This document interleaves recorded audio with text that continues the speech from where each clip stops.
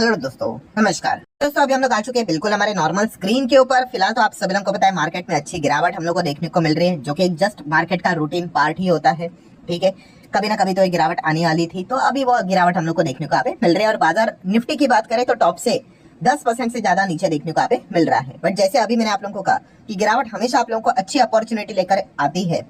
ठीक है, कि अच्छे अच्छे कंपनीज आपको सस्ते दाम में यहाँ पे मिल जाए। बट जैसे मैंने आप लोगों को हमेशा सिखाया कि गोल्डन रूल को भूलना नहीं है। गोल्डन रूल मतलब क्या, कि चलो एक बार अगर आप ये गलती करोगे ना तो भी मार्केट आपको माफ कर देगा। कौन सा? वैल्यूएशन वाला गलती। ठीक है, एक बार आप कर लेते हो, मतलब क्या है कि चलो भाई जो चीज अगर 100 की है, मान लो आपने 150 पे खरीद ली, 200 पे भी खरीद ली, ठीक है, गलत है, ठीक है, बट फिर भी चल जाएगा। बट एक गलती अगर आप करोगे तो बाजार तो आपको मतलब ये गलती माफ नहीं है भाई इसको, और इसको गलती भी नहीं, गुनाह बोलते हैं। कौन सी? यस, खराब बिजनेस को खरीदना। आप अच्छे बिजनेस को खरीदो, चलो वैल्यूएशन गलत पकड़ लिया, ठीक है, चल जाता है भाई। ठीक है, अच्छी गाड़ी है ना, चल जाता है, चलो 50 लाख के बदले 60 लाख पे मिल गई, ठीक है, बुरी बात है, चलो 10 लाख एक्स्ट्रा, बट गाड़ी अच्छी होनी चाहिए। वैसे ही कंपनी अच्छी होनी चाहिए। ठीक है, क्योंकि अच्छा बिजनेस क्या करेगा भाई, वो आपको कमबैक करके जरूर देता है। ठीक है, बट आप बिजनेस ही खराब इसमें चले जाओगे और कहोगे कि मैंने सस्ते अच्छे वैल्यूएशन के ले लिया, अरे भाई वो बिजनेस ही खटा रहा है। वो क्या है, उसको चाहिए भाई बुल रन का सहारा। अगर बुल रन का सहारा मिला तो फिर शायद से आपका लक चल गया तो वो भाग जाएगा, वरना तो भाई उसमें तो खुद में तो दम है नहीं कि वो भाग सके करके। ठीक है, सो इसलिए मैं बार बार कहता हूँ कि अच्छे बिजनेस वाली कंपनी के ऊपर फोकस आपका होना चाहिए। अभी का जो टॉपिक है दोस्तों, यहाँ पे हम लोग दो कंपनीज को स्टडी करने की कोशिश करेंगे। कोई रिकमेंडेशन होता है नहीं, आप सभी लोगों को पता है। आप भी चाहो तो इन दो बिजनेसेस को स्टडी यहाँ पे कर सकते हो। और देखा गया थीम क्या है कि दोनों कंपनियां छोटी है, मिड कैप। काफी लोग कहते हैं अरे सर मिड कैप भी तो बताओ। अरे भाई इतना सिंपल नहीं होता है, इसमें वॉलेटिलिटी भी उतनी ही होती है। ठीक है, तो डेफिनेटली इन दो कंपनीज को आप चाहो तो स्टडी यहाँ पे कर सकते हो। स्टार्ट करते हैं पहले कंपनी के साथ, जो कि इंफॉर्मेशन टेक्नोलॉजी सेक्टर से बिलोंग करती है, आईटी सेक्टर से बिलोंग करती है। ठीक है, कोई सेक्टर कभी खत्म नहीं होता है, हर सेक्टर का टाइम आता है और जाता भी है।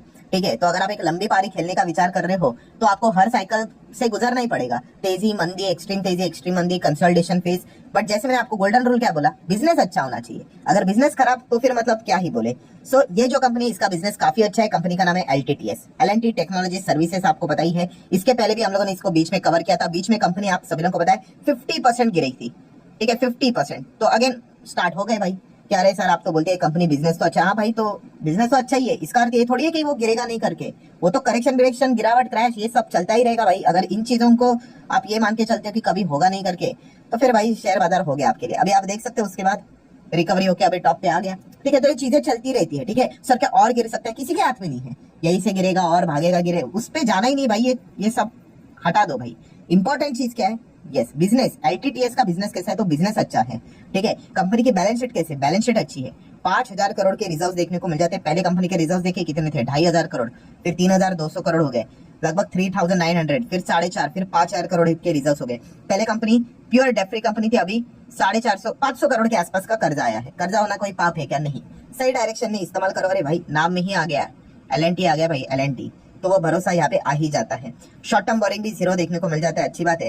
एंड कैश इक्विवेलेंट की बात करें तो 1100 करोड़ के आसपास का कैश भी हम लोग को देखने को यहाँ पे मिल रहा है। देन अगर हम लोग बात करें तो जैसे मैंने आप लोगों को काफी बार बताया कि ये जो कंपनी, इसका सबसे बड़ा मतलब गुडविल मतलब किस चीज के चलते कंपनी पॉपुलर है? यस, फॉर्चून 500 मतलब दुनिया के टॉप 500 कंपनीज में अगर आप देखोगे तो इसके पास 60 से 70 क्लाइंट्स है। ठीक है, चीजें ऊपर नीचे होती रहती है, बट इतना जबरदस्त क्लाइंट बेस देखने को मिल जाता है कंपनी की। अगर हम लोग बात करें तो 25 से ज्यादा कंट्रीज में अपना बिजनेस यहाँ पे करते हैं, मतलब इसमें क्लाइंट्स आप लोगों को देखने को यहाँ पे मिल जाएंगे। इतना कमाल का बिजनेस इनका देखने को मिल जाता है। एंड मार्केट कैप देखोगे तो 50,000 करोड़ का है। ठीक है, तो एक हेल्दी साइज की मिड कंपनी हम लोग को देखने को यहाँ पे मिल जाती है।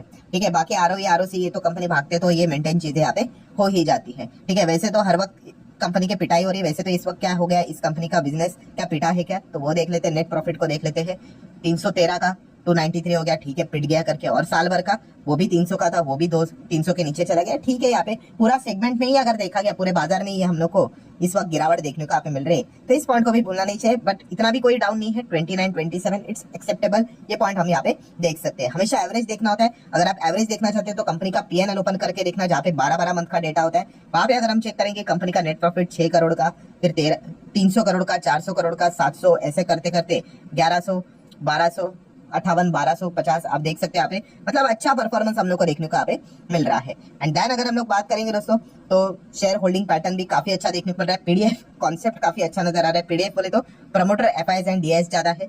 पी स्टैंड्स फॉर प्रमोटर 73.69% है। एफआईएस के पास 4.25% की होल्डिंग है। डीआईएस के पास 14.25% की होल्डिंग देखने को मिल रही है। एंड पब्लिक के पास कितना है, 8.25% की होल्डिंग देखने को यहाँ पे मिल रही है। सो डेफिनेटली मैक्सिमम कंपनीज बड़े प्लेयर्स के पास देखने को मिल जाता है। ये एक अच्छी बात होती है, एक एडवांटेज वाली बात होती है। इट डजंट मीन दैट कि ओनली ये एक पैरामीटर देखकर आपने डिसीजन लेना होता है करके।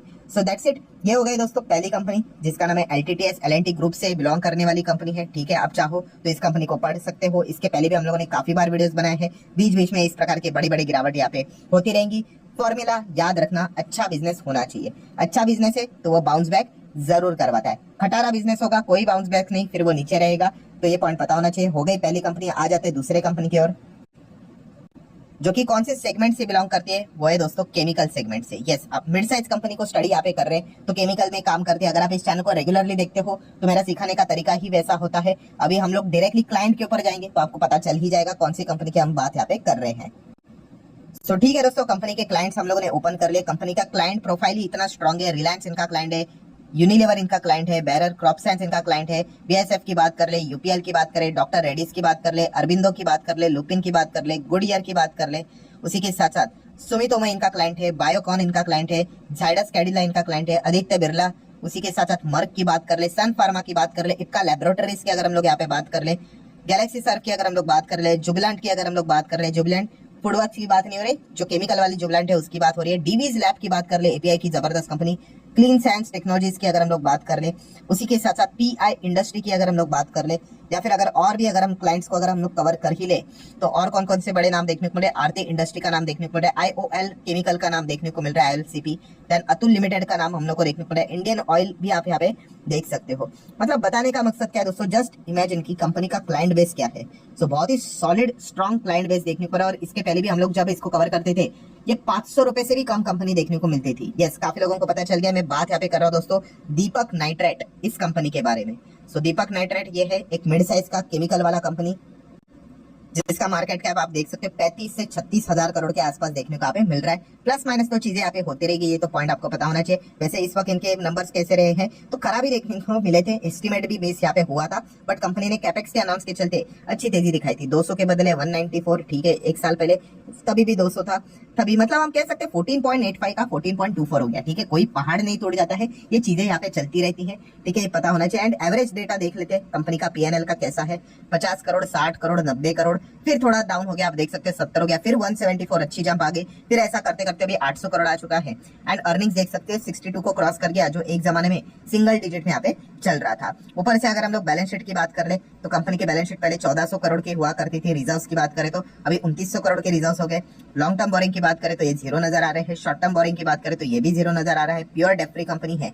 एंड कैश इक्विवेलेंट की अगर हम लोग बात करें तो किधर गया कैश, तो आप देख सकते हैं 174 करोड़ का कैश भी हम लोग को देखने को यहाँ पे मिल रहा है। सो हम देख सकते हैं यहाँ पे दीपक नाइट्रेट ये जो कंपनी है, ठीक है, अगर आप चार्ट पैटर्न देखोगे ये गिरावट चलता रहता है। साल भर में भी काफी वॉलेटिलिटी है। ये देखो यहाँ पे एक कितना 20%, यहाँ पे 20%, अगेन यहाँ पे 10, 15, 20%, ये गिरावट होती रहती है। भाई जिसको गिरावट से एलर्जी है वो शेयर मार्केट में क्या ही कमाएगा। और लॉन्ग रेंज में आप देख सकते हैं अच्छा परफॉर्मेंस है। इसका भी सेम हुआ था। यहाँ पे भागने के बाद स्टेज 3 तो आता है, स्टेज 1, स्टेज 2, स्टेज 3, उसके बाद वापस कमबैक करने के लिए कंसोलिडेट करेगा काफी समय के बाद, अच्छा बिजनेस कितना भी क्यों ना हो। और उसके बाद आप देख सकते हैं वापस कंपनी टॉप पे आई गई थी। अभी माहौल खराब हो गया, नंबर्स खराब है, तो इस चीज के चलते हम लोग को वापस प्रेशर देखने को यहाँ पे मिल गया है। बट जैसे आप लोगों को वीडियो की शुरुआत में आप लोगों को सिखाया, क्या सिखाया कि बिजनेस इंपॉर्टेंट होता है, बिजनेस अच्छा होना चाहिए, बाकी चीजें तो नॉन कंट्रोलेबल इवेंट है भाई।